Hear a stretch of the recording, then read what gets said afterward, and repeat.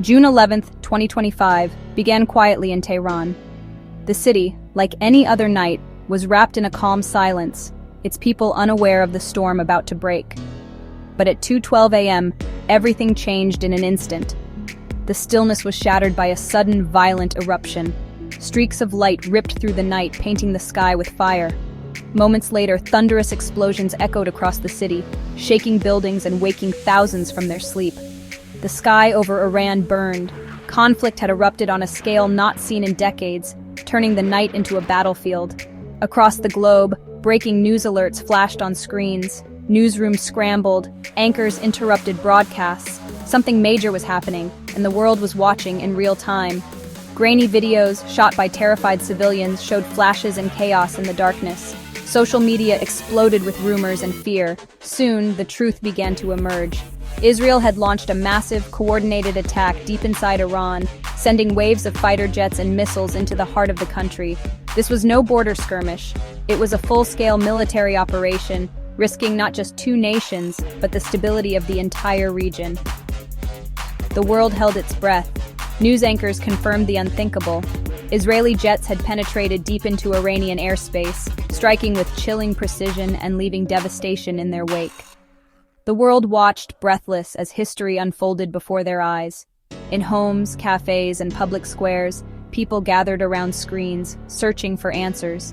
Images of fires raging at military sites and the wail of air raid sirens filled the airwaves, a haunting soundtrack to a night of terror. For Iranians, it was a night of terror and confusion. Families huddled together, unsure of what would come next. For the world, it was a stark reminder of peace's fragility and how quickly it can be shattered. The operation, codenamed Rising Lion, was a message delivered with bombs and missiles, a show of force meant to reshape the balance of power. The shadow war between Israel and Iran had exploded into the open, no longer hidden in the shadows but blazing across the world stage. As dawn broke over a smoking skyline, the true scale of the attack became clear. This was a meticulously planned strike, years in the making, executed with ruthless efficiency. The targets were Iran's military and nuclear heart, sites critical to its defense and ambitions, now left scarred and burning. World leaders responded with alarm, convening emergency meetings and issuing urgent statements. But for Tehran, it was too late for restraint or diplomacy. The first shots had been fired, and the world could only watch as the consequences began to unfold. The night the sky burned marked not just destruction, but the beginning of a new, uncertain future for the region and the world. The old rules of conflict no longer applied.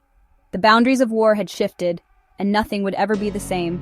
The world's terrifying question, what happens next?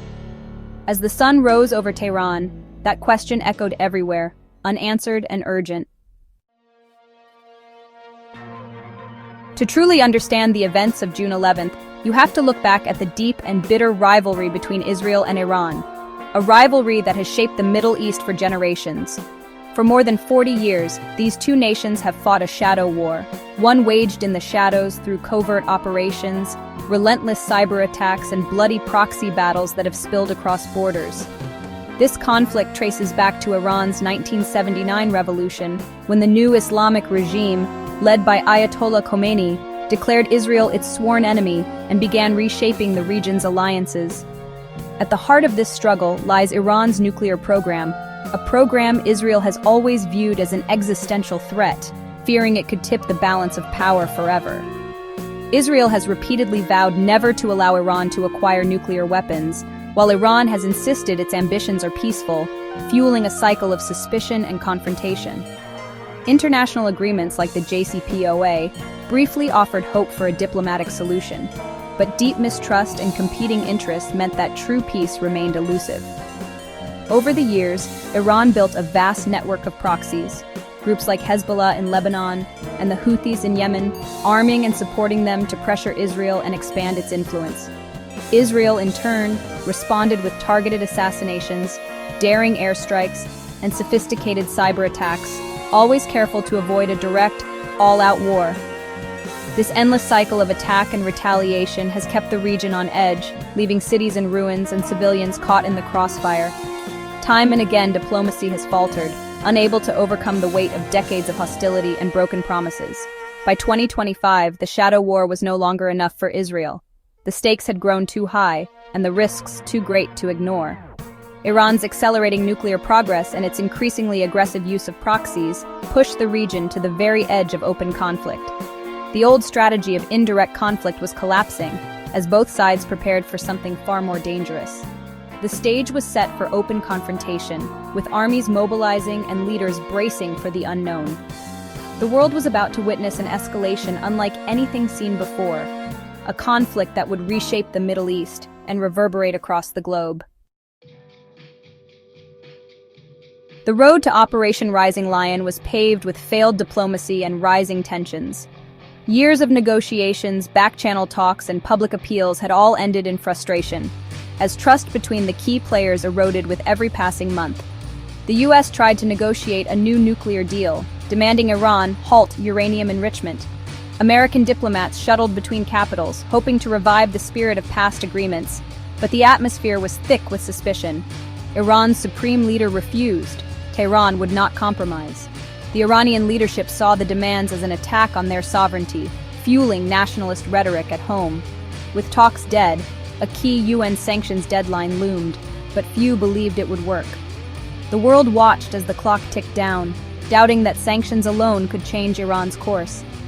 Israeli Prime Minister Netanyahu pushed for a tougher stance, convinced only military action could stop Iran. He warned allies that time was running out and that Israel could not afford to wait.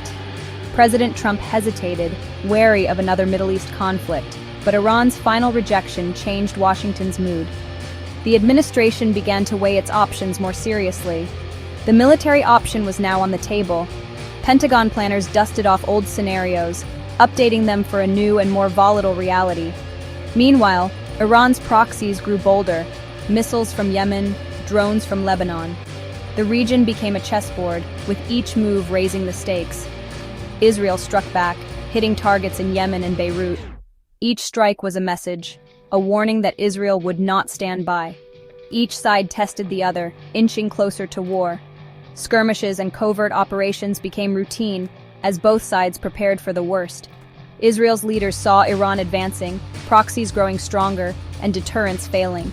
The sense of urgency in Tel Aviv was palpable.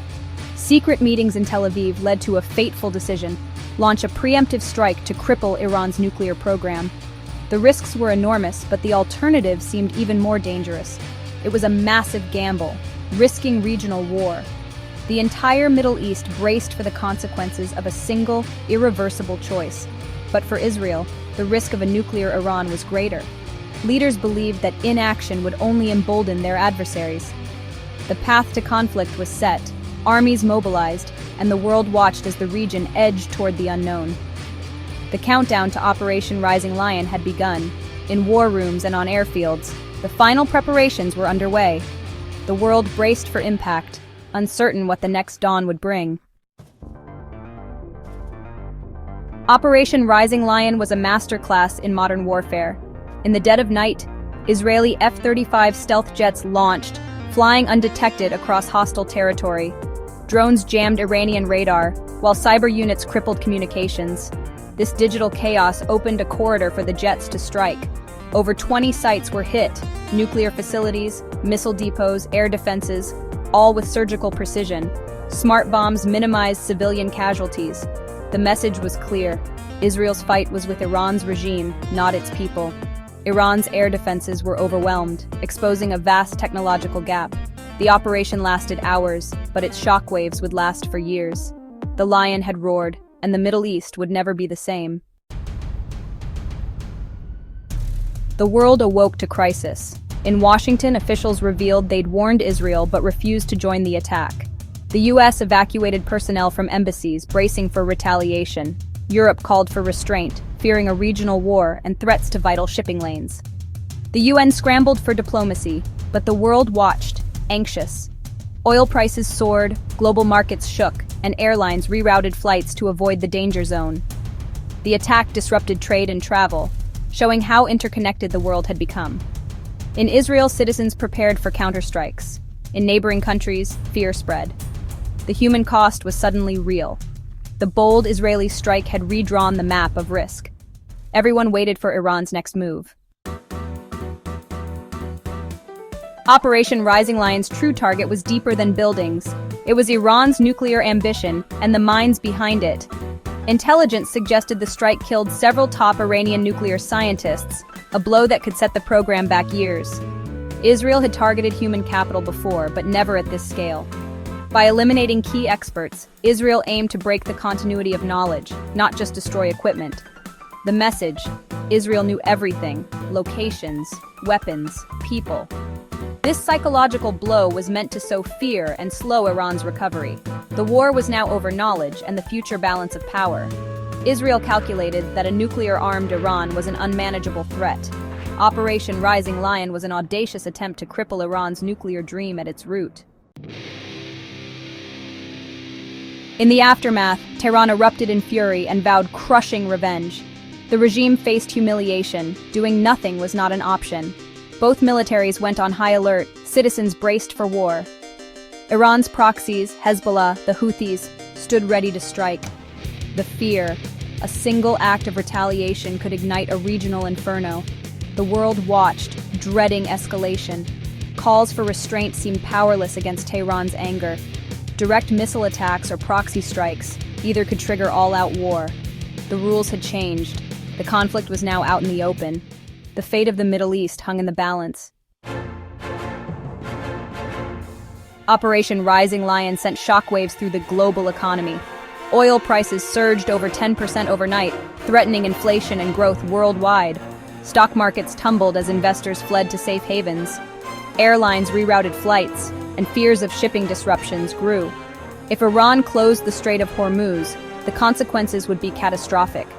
Inside Iran, the rial briefly strengthened, but the long-term outlook darkened. The country, already under sanctions, now faced economic ruin. One night of violence had global consequences. As the dust settled, a new and uncertain dawn broke over the Middle East. Operation Rising Lion was a military success, but it opened a dangerous new chapter. The world now faced a terrifying question: how would Iran respond? Direct retaliation could trigger a devastating war. Proxy attacks could ignite the region. The era of shadow war was over. The conflict was now out in the open. Israel gambled that crippling Iran's nuclear program was worth the risk. The future is uncertain. The consequences will echo for generations. The world watches, hoping for peace but preparing for war.